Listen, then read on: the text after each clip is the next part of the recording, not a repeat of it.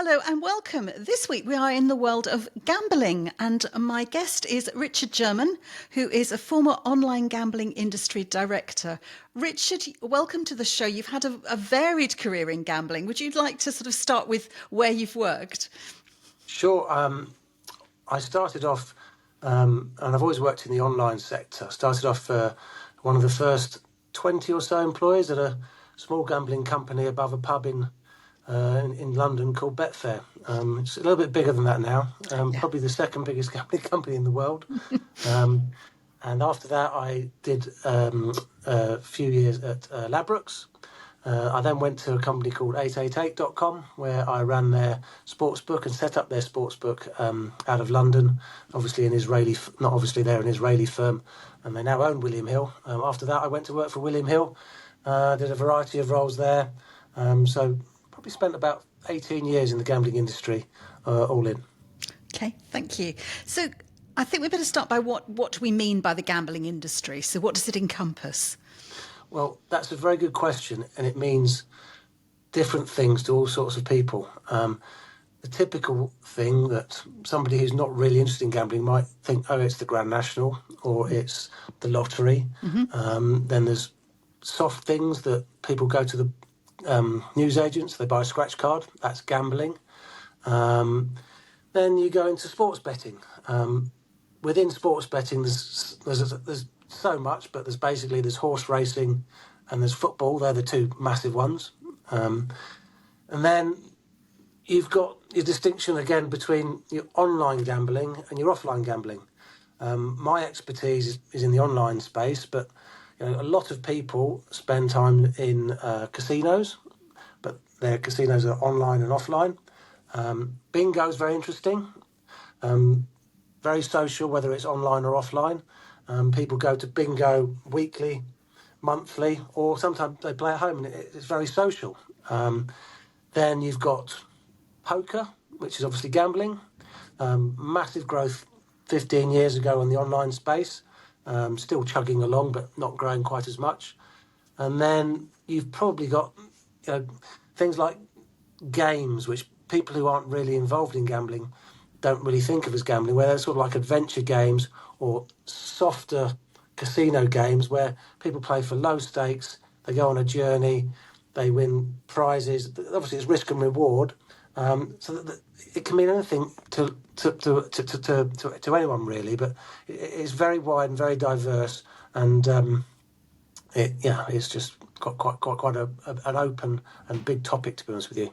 Yes, it is. And has it changed much in the gambling industry with online? I mean, that's your area of expertise. I think before that, one would have thought perhaps of, I must admit, I hadn't thought of bingos, but bingo halls, those high street betting shops, perhaps a casino like you see in James Bond. So Has the online world changed the way the gambling industry works and feels? Massively. And, it's much more accessible. 15, 20 years ago, the shift was to online. And then 10 years after that, the shift was to applications. And, going and betting on a website was one thing, doing it on your phones and things like that. Now it's available 24/7. The operators will want their customers to access their services by as many channels as possible. So if you've got a customer who happens to go to a betting shop or a bingo arcade and also plays with you online, then you've got an extra touch point. They become easier to communicate with. You get more data on them. The great thing about the online space is the amount of data that's available to the operator to be able to understand their customers. So let's talk a little bit about the type of target audiences that you're looking at. So how do you, I mean, I suppose one question is what type of people gamble, but then also how do you segment your audience? Yeah, I mean, there's some broad sort of truisms in gambling, and basically the target audience is anybody, but because the products are so wide, and which is it chicken and egg? Have the products developed to go into the other corners of society where people might not traditionally gamble? I think that's probably true as well. But men tend to gamble on horse racing, and older men on horse racing, and sport tends to be more male. Bingo tends to be more female. In terms of bingo seen as a softer product, there are thousands of people that play bingo online every night, and they're chatting away on an online chat as they're dobbing away, and they go on and they play. They lose £2 or £3 a night. Sometimes they win a tenner. That's what they do. They probably have a glass of wine. They're in a chat room online playing bingo with the same 20 different avatars and people that they play with every single night. They delight in each other's wins. And it's almost like a social club for bingo. On the other side of the scale, you've got people who want to go into a casino and they want to spend 10, 20, £50 every 30 seconds on a roulette wheel. And that's quite a different experience. That's what some people like doing. Some people like the other. Some people just bet on sport. What the typical, there isn't really a typical person as a target audience.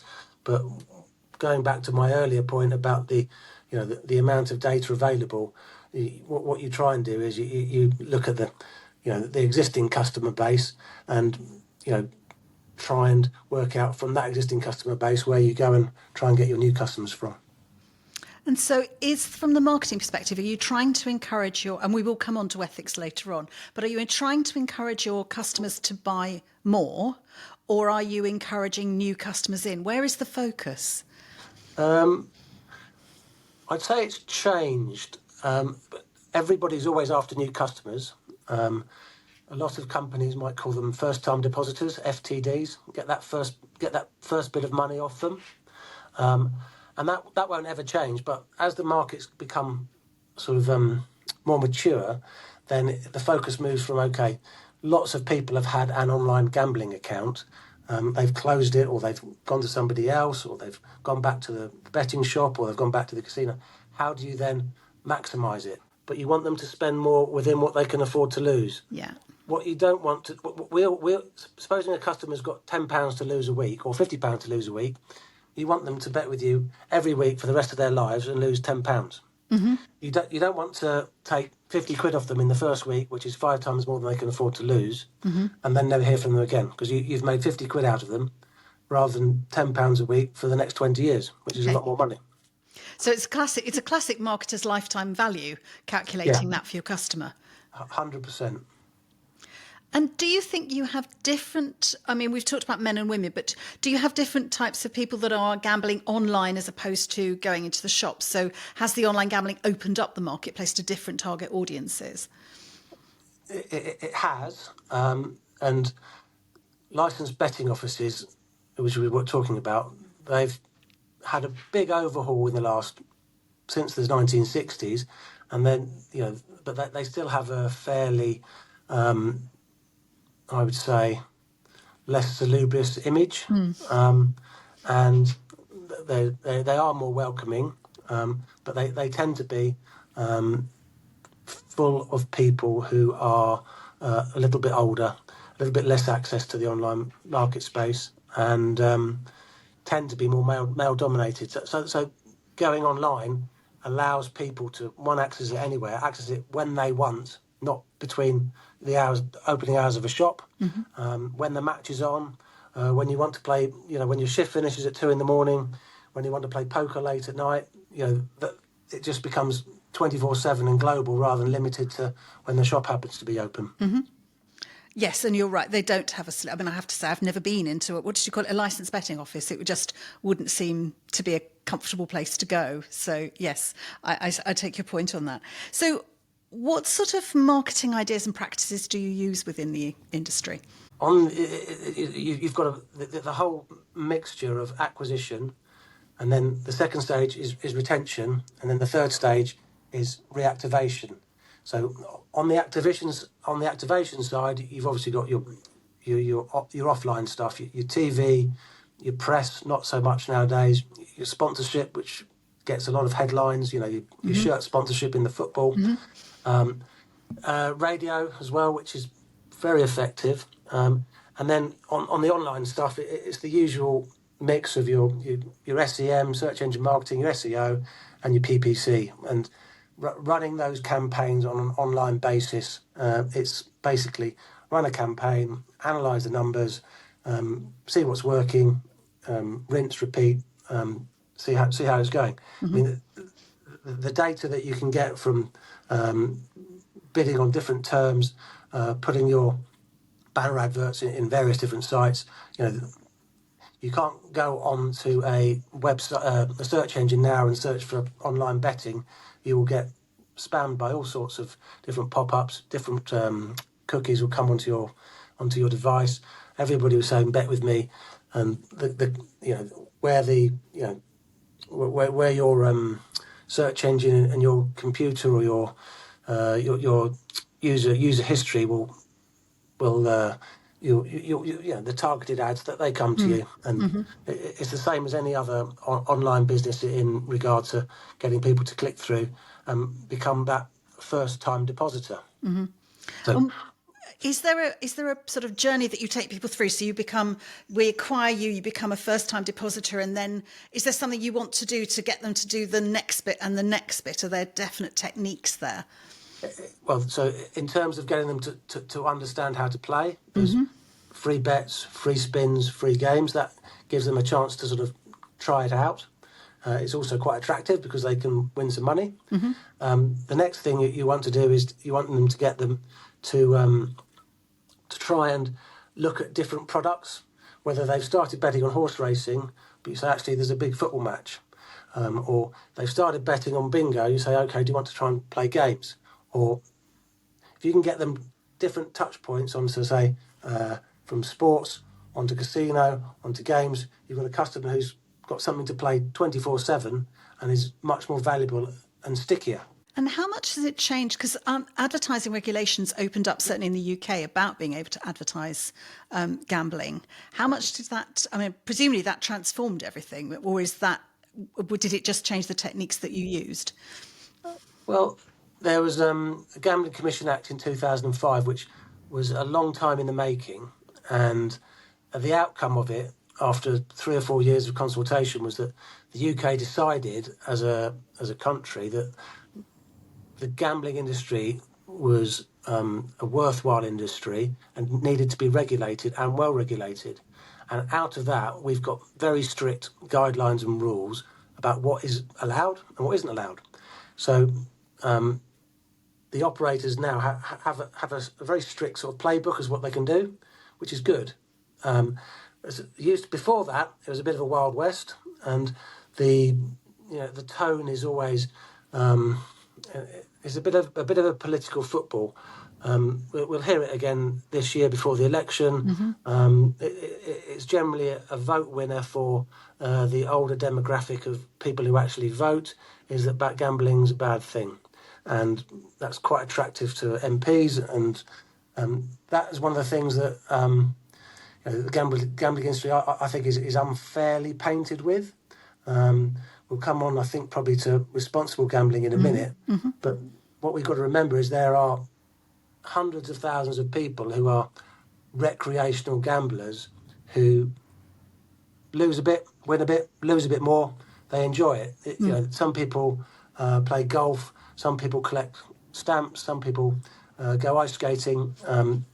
It's a leisure industry, and we are marketing against people who go to football, go to speedway, go to book club. It's that leisure pound that we're after. It's not the same as your salary comes in at the end of every week or every month, and some of it goes to the mortgage, some of it goes to the council tax, some of it goes to pay the food bills.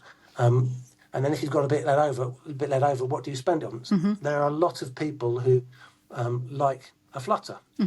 What sort of challenges do you come up against? I mean, you've sort of indicated this, you could become a bit of a political football, but just within the marketing space, where are the challenges? Just the competition, the cost of acquisition. CPA is what everyone will say, and whereas before you could put your campaigns here, there, and you'd be spending 50 £50 to get a customer. As the market becomes more mature and everybody else is becoming more sophisticated in grabbing that customer base, there are also less customers to go after because they've signed up to somebody else, or they've previously been a customer of yours, so you can't count them again. So that cost of acquisition goes up. So then all of a sudden you've got to be cute to how you spend your money and how you get them in the door. What is the actual product that you're selling? I think this is the bit I sort of possibly struggle the most with gambling, because there's lots of different ways of gambling, but what's the actual core product? For me, I'm a sports fan and I enjoy watching sport and having a bet. When you win, the feeling of having one over on the bookmaker is great, and you feel cleverer than them, and you might want to tell your mates about it down the pub. You might not, but it's kind of like a puzzle. That's for me. For other people, I think it's quite social on the games and the bingo side. On the offline side, in the betting shop and in the bingo hall, it's social. Casino is more about the adrenaline of winning big and losing big.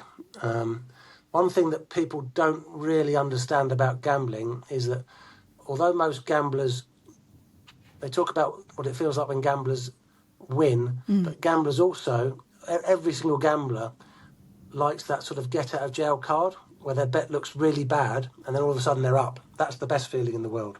So I suppose you're training on those endorphins that kick in when people look like they're going to lose £50 and all of a sudden they've won £50. That's £100 swing in their head. They're delighted. So it is a dopamine hit. You're right. The product really is that sort of is the emotion. Yeah. I mean, I don't know. Most people have been to a horse racing event at some point in their life, and they've put £2 each way on a horse, and it's won. And all of a sudden, you've got £35 in your pocket, and you go and buy a round of drinks. It feels fantastic. Okay, so we've sort of skirted a little bit around the ethical side, but it would be completely remiss not to discuss it. So obviously gambling is legal. It's illegal and it's a regulated industry. But as you yourself said, come up to the election, it's going to be a political football. Not everybody is comfortable with it. So I think there's two ways with this. One is a sort of personal thing about working within gambling, and how comfortable are you with the ethical side of the industry? So I spent over 15 years in the industry, and I asked these questions to myself, and I come down on the side of that everybody's an adult, and it's up to everybody else, everybody's personal responsibility at how they spend their money. As I've mentioned, the vast majority of players don't have a problem. What is very sad is that some players, customers, do have a problem, and they develop a gambling habit. Now, the gambling industry has woken up in the last 15 years categorically and addresses this very seriously now. It's not acceptable, and they've realised that things like please gamble responsibly at the end of every advert does eventually hit home. There are all sorts of online tools now that are mandatory for customers to be able to say, actually, when I log on to play poker for a session, I can set the maximum time that I'm allowed to play, whether it be an hour or 2 hours. You can configure yourself. Deposit limits, you can say, okay, I'm only going to allow myself to deposit £20 a week, £50 a week, whatever you choose. And then in the back end, you get horror stories in the press every year, not every year, occasionally of a gambler that's gone under the radar and has lost more than he can afford to lose, and the company gets fined because of it now. Now, there are all sorts of protocols in the background, similar to the marketing data where you're analysing a customer for his touch points to try and massage him or her to keep playing and to spend some money, where if players hit the red flags and those red flags come up, the operator has to do something about it, has to contact them and say, do you know you've lost £1,000 in the last 6 months, sir? Do you know you've deposited 15 times in the last 30 days? There are all sorts of parameters and protocols which are audited, and if their customers are losing more than they can afford, and the gambling operator is held to task, that is auditable, and they'll be punished. Are there marketing techniques that the industry uses to try and encourage people to gamble responsibly? I think in terms of just limiting the amount of time that people are allowed to play on some of the higher risk stuff. That's been, I won't say the gambling industry welcomed that, but in the betting shops, particularly the roulette machines, the speed of the spins has been reduced. So previously you could go in and you could spin the wheel every 5 seconds for £100, and now that is, I believe, a 30-second wait. So that wasn't popular with the operators. Reduced their take a lot, but in terms of operators encouraging people to bet less, it's not so much at the point of sale. It's more the longevity of the customer. Going back to what I said about earlier, there's no point taking all of your money in the first week and you have a bad experience, you never come back, when you could be a happy customer for 10 years. Yes. And where do you think the future's going to be for gambling? I mean, it's opening up, it's changed. We've got esports coming in that people are also happy gambling on. What do you think's coming next? Well, I mean, esports has been coming for about 10 years, and it is undoubtedly growing, but I don't see it being mainstream anytime soon. Okay. It's getting traction. Integrity is a bit of a problem with minor sports, because there'll be esports people listening to this who've got 1 million followers and are hugely competitive. I don't know much about it. Fair enough. But I think the biggest trend is the globalization of the industry, being able to have customers in other regulated markets around the world. Whether sport is the big one in terms of the Premier League football is watched everywhere, and being able to bet on sports from all over the world 24/7. You can go into an online gambling site on a Saturday afternoon, and there'll be something like 600 or 700 football matches that you can bet on in play at any one time. And then you go to the tennis section, there's not as many tennis games, but there could be 25 tennis games. And this is most of the markets on that side are managed by computers. So the odds will be set at the start of the game, and as time elapses and scores changing, there are human beings checking that the computers don't go rogue, but everything is generated through computers, and the prices are spat out and regurgitated every few seconds, and it's mesmerising to see the amount of an array of things that people can bet on within the game. Going back when the betting offices were legalised in the 60s, you could bet on a football match who was going to win. Yeah. Whether it was team Liverpool, Manchester United, or it was going to be a draw. Yeah. Nowadays, that you can bet on that, and you can bet on who's going to score the goal, what minute the goal's going to be scored in, how many corners are going to be, is he going to get booked. A game can have 1,000 different bets on it.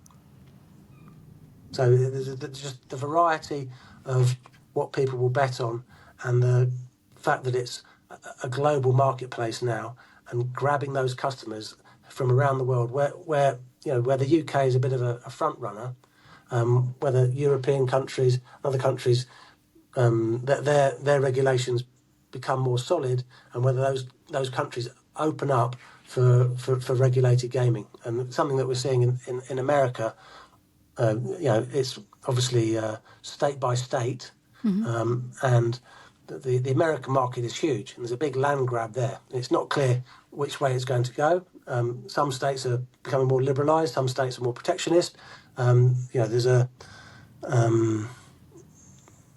sort of an unholy alliance in America between the right-wing Bible Belt and the casino operators who've had it all their own way for 50 or 60 years. And the casino guys want to keep their share of the purse, and the Bible Belt think gambling's bad. So these two crazy groups have joined up, and they both got the same interest for different reasons. It's an interesting way of looking at it, but yes, I do see your point. Before we finish, could I just ask if somebody's listening and thinks gambling sounds really interesting, and it's a perfectly legitimate marketing industry, how did it start, and where does a career within marketing and gambling go? I would say it starts with the data and the ability to manipulate and understand customers and data. The same really as any other leisure spend or even supermarket. Sainsbury's, they look at what their customers want and they give them more of it. Yeah. Understanding that, but also, could you go into gambling as a pure marketeer? Yes. Would you be better at it if you had some interest in the product and understood it? Of course. If you're trying to sell cars or trainers, you need to understand a little bit of how the car drives and works, and what the latest trend is in trainers and how they work. So. On the marketing side, I don't see it's too much different from any other industry, especially for the online side. It's about testing and repeating campaigns and managing that acquisition, retention, reactivation, and the multiple touch points. And you're obviously very separate from the actually working out the odds. That's very different. I'm assuming that's very different to the marketing side. So I came at it from a different angle. I was in the city working on financial futures, and when Betfair was being started, they wanted some guys who were quite good with numbers to make prices, and that was from a mathematical side of things.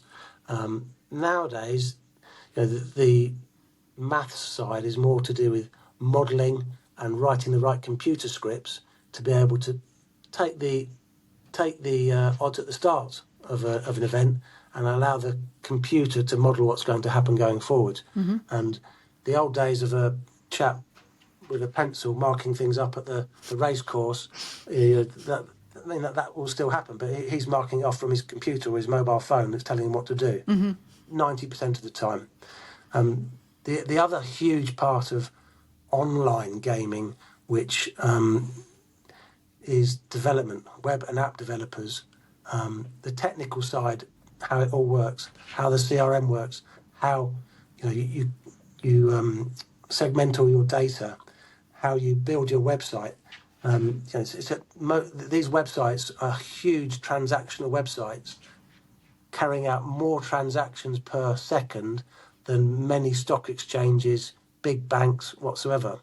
And making sure all that works, matches up, money's going to the right account, and writing the scripts and the code that satisfies that demand, and it doesn't go down, and people get paid out quickly. People, and you get the money in and out quickly. Incredibly complicated. So that the whole tech side behind, you've got your techies on one side, you've got your marketeers in the middle, and you've got your product people on the other side who are setting the odds, changing the games, designing the product. And that's how it all sits together. Richard Jerman, thank you very much for that overview of the gambling industry, which was absolutely fascinating. Thank you very much for your time. My pleasure. Thank you very much.